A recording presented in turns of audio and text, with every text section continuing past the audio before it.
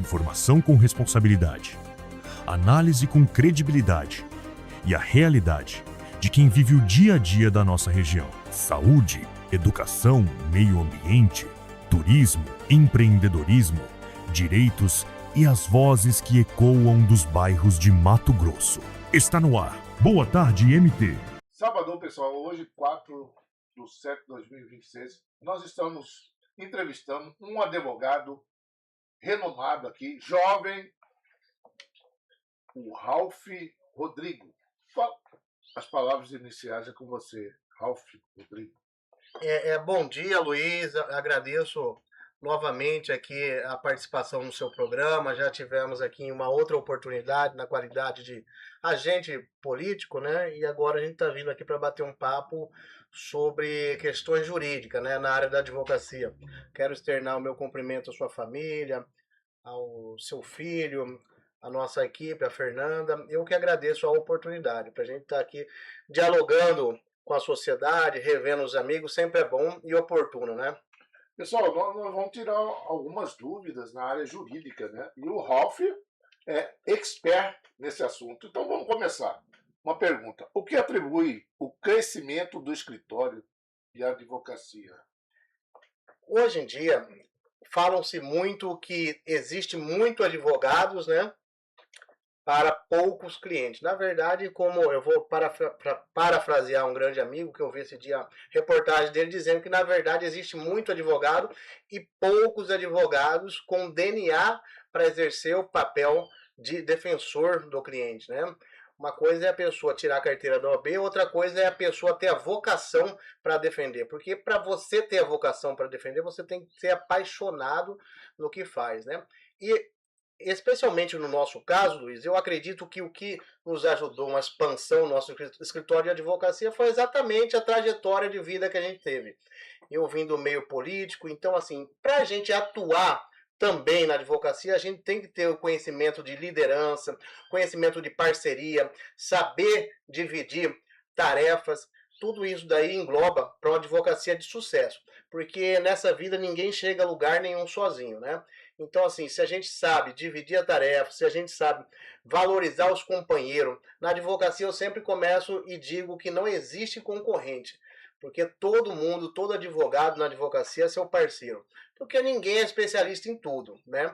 A gente estuda, tem 5 anos de faculdade, cada um faz a sua especialidade na sua área, mas o direito é muito amplo, né? Tem direito civil, direito criminal, tributário. Então, assim, a gente sempre precisa dos amigos, colegas, parceiros.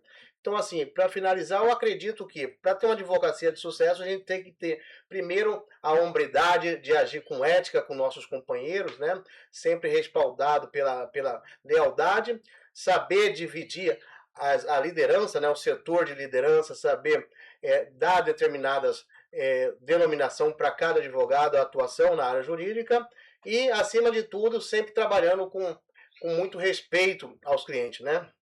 Sim. Pessoal, outro assunto aqui que muitas pessoas ficam em dúvida e perguntam, né? Doutor Ralph Rodrigo, fala para nós sobre a revisão criminal, que muitas pessoas têm dúvidas sobre isso. Tem dois institutos no direito penal. Um é a revisão criminal e a reabilitação criminal, né?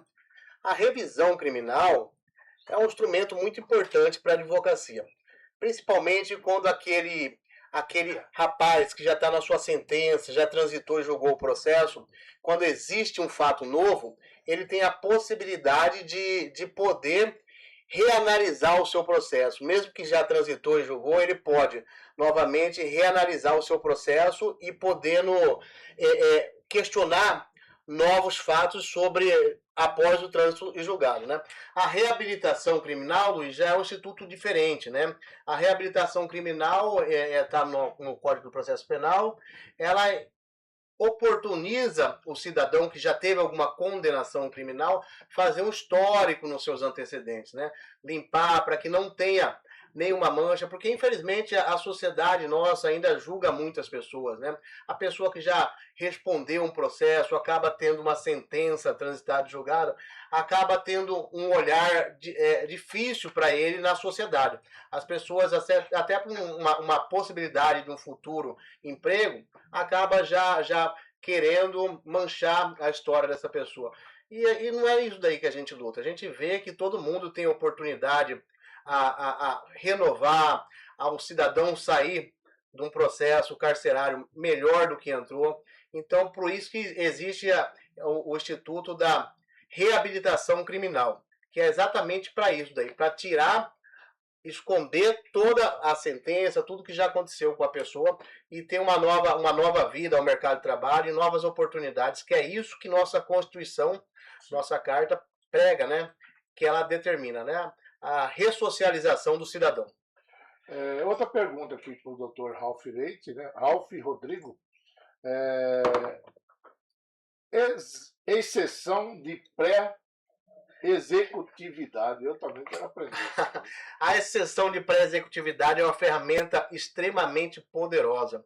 A exceção de pré-executividade ela serve para questionar matéria de ordem pública na própria execução, e ela é fundamental principalmente para quem já tem aquelas execuções de dívida, que acha que está perdido, está sofrendo execução, tendo salário bloqueado, tendo os bens bloqueados e não tem mais o que fazer. A exceção de pré-executividade é muito boa e muito bem usada para questionar exatamente isso, excesso de valores, por exemplo.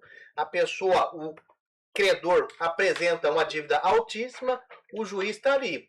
Ele não faz cálculo de ofício. Quem tem que defender e apresentar o cálculo certo é exatamente o advogado. Então, assim, muitas vezes passa um valor maior do que realmente é a dívida, e a exceção de pré-executividade ela pode ser inserida ali através de uma simples petição na folha, no PJE, e questionar valores excessivos. No nosso escritório, a gente já teve diversas causas de êxito com a exceção de pré-executividade. Inclusive de credores que estavam cobrando nossos clientes com valor a mais do que ele devia. O juiz acolheu a exceção de pré-executividade, condenou o credor e ele saiu de credor saiu devendo, porque apresentou um cálculo totalmente errado, um cálculo totalmente excessivo do que era a dívida original, e o juiz reconheceu o abuso na cobrança, a exceção na cobrança, acolheu a nossa exceção de pré-executividade, condenou o credor que estava devendo e ainda teve que pagar os honorários de sucumbência para o escritório de advocacia. Então, a exceção de pré-executividade ela veio através da doutrina clássica. Hoje já está aí, qualquer juiz singular, qualquer juiz de primeiro grau já tem o entendimento que ela é possível, sim, questionar a matéria de ordem pública. Doutor Ralph Rodrigo, nós estamos entrevistando o doutor Ralph Rodrigo, né? Com um advogado jovem renomado, viu, pessoal? Outra pergunta que fizeram. Causa de repercussão. Fala para nós. No início da nossa advocacia, a gente já pegou diversas causas de repercussão. Nós, assim, um determinado dia, né? Chegou numa quarta-feira de manhã, uma amiga minha, bem amiga de faz tempo, a filha dela tinha sido presa, uma ordem de prisão que veio lá do Belém do Pará. Colocaram uma operação policial lá que chamava Escudo Virtual. Essa operação visava pegar pessoas que tinham utilizado, vendido conta, e aí os criminosos usavam essas contas para aplicar golpe. E aí nisso, geralmente dependendo da situação, ele ali consegue, a Polícia Judiciária Civil, fazer um relatório, indiciar o autor do fato por 3 tipos de crime. Consegue colocar estelionato majorado, que hoje é o estelionato que é geralmente feito pela modalidade virtual. Às vezes pode colocar já associação criminosa e até lavagem de dinheiro. E nessa operação que teve no Belém do Pará, nosso escritório atuou de uma maneira muito estratégica, com uma maneira muito cautelosa, né? tivemos aí a audiência de instrução e julgamento. A primeiro momento, o Ministério Público tinha denunciado os nossos clientes, exatamente nessa operação, e após a audiência de instrução e julgamento, nós conseguimos aí apresentar a defesa, questionar ali, que é o momento mais importante para a advocacia, a audiência de instrução e julgamento, conseguimos provar ali durante a audiência que nós estávamos certos, que não tinha o elemento essencial, que é o dolo, né, de agir da nossa cliente. Inclusive, aconteceu um fato atípico no direito penal, que depois da audiência de instrução e julgamento, nosso cliente acabou, o próprio Ministério Público, o autor da denúncia, acabou pedindo a absolvição nas alegações finais. Mas foi assim uma defesa que a gente fez em equipe, né, com o nosso pessoal que trabalha com a gente na área jurídica, do direito penal, e conseguimos aí ter êxito na improcedência dessa denúncia. Não é tão fácil, mas hoje em dia existe mecanismo aí através das IA, da inteligência artificial, que a gente consegue questionar alguns requisitos aí que já vem incluído aí na denúncia, né, na peça principal da denúncia.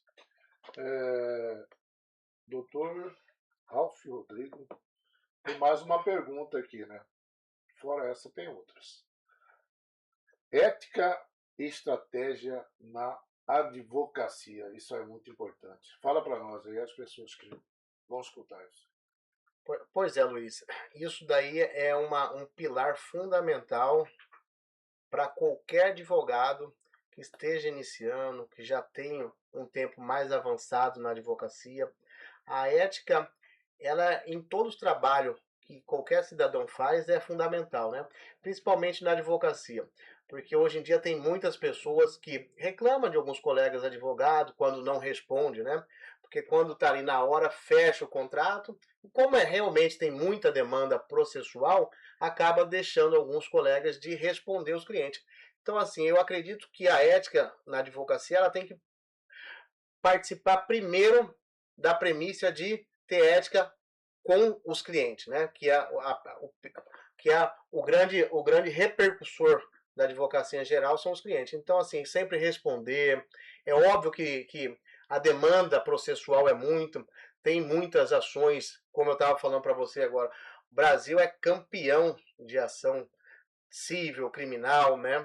Então tem muita demanda processual. Mas então, assim, a gente resume a ética trabalhando com muita sinceridade, não só com os colegas profissionais, mas também com os colegas, com os clientes, que sempre nos dá essa oportunidade para a gente estar trabalhando nessas áreas, né? Dr. Ralph Rodrigo, qual o papel do advogado perante a sociedade? O advogado perante a sociedade tem o papel fundamental, né, de auxiliar qualquer demanda jurídica, inclusive a profissão da advocacia é uma das poucas que está na nossa Constituição Federal, né, que ninguém será privado do seu direito sem um devido processo legal, sem o princípio do contraditório, da ampla defesa, que, querendo ou não, exige um advogado para isso, né? No nosso histórico de vivência humana, a única pessoa que foi condenada e julgada sem direito a um advogado que eu conheço é Jesus Cristo, né? Na época que estava lá, ninguém teve a oportunidade de defendê-lo. Tanto é que o povo acabou fazendo uma escolha errada, soltaram Barrabás e condenaram Jesus Cristo. Naquela época, o Jesus Cristo não teve direito a advogado. Hoje, desde o início da nossa Constituição, ainda mais pela reforma da Constituição de 1988, ela sempre aprimorou o papel fundamental do advogado em qualquer situação, tanto na área de pré-investigação, na Polícia Judiciária Civil, na PAD, do servidor público, né, que está respondendo o processo administrativo. Então, o papel do advogado é uma função, eu digo até social, né, social porque, querendo ou não, é fundamental para saber fazer o melhor caminho do cliente, saber defender com muita responsabilidade e, acima de tudo, com compromisso, né? com a lealdade. Quando o advogado passa no OAB, exerce a sua função, ele faz um compromisso que é responder tudo dentro da Constituição. Pessoal, mais uma pergunta aqui para o Dr. Ralph Rodrigo. essa é importantíssima, porque vocês vão saber a atuação do escritório do Dr. Ralph Rodrigues. Fala para a sociedade em geral, doutor. Luiz, então, nosso escritório tem diversos segmentos, né? Hoje a gente atua principalmente na área criminal, mas nós temos equipe estratégica para atuar na área do direito do consumidor, direito de família, direito civil, né?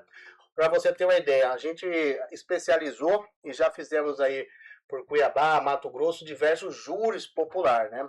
Júri popular no júri popular eu costumo dizer que ninguém sai ganhando, né? Um lado tem uma família que acabou perdendo alguém, e de outro lado tem uma pessoa que talvez não tenha cometido esse crime e possa estar sendo preso injustamente.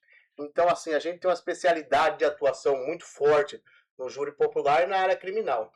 Mas, como foi muito bem fundamentada a pergunta, a gente também atua no direito civil, no direito de família e no consumidor, né?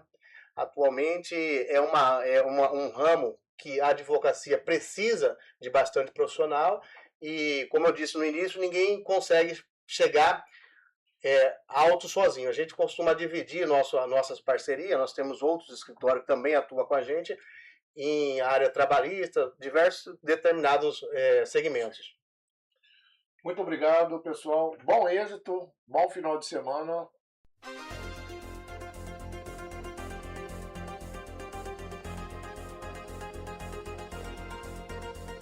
Informação com responsabilidade, análise com credibilidade e a realidade de quem vive o dia a dia da nossa região. Saúde, educação, meio ambiente, turismo, empreendedorismo, direitos e as vozes que ecoam dos bairros de Mato Grosso. Está no ar. Boa tarde, MT.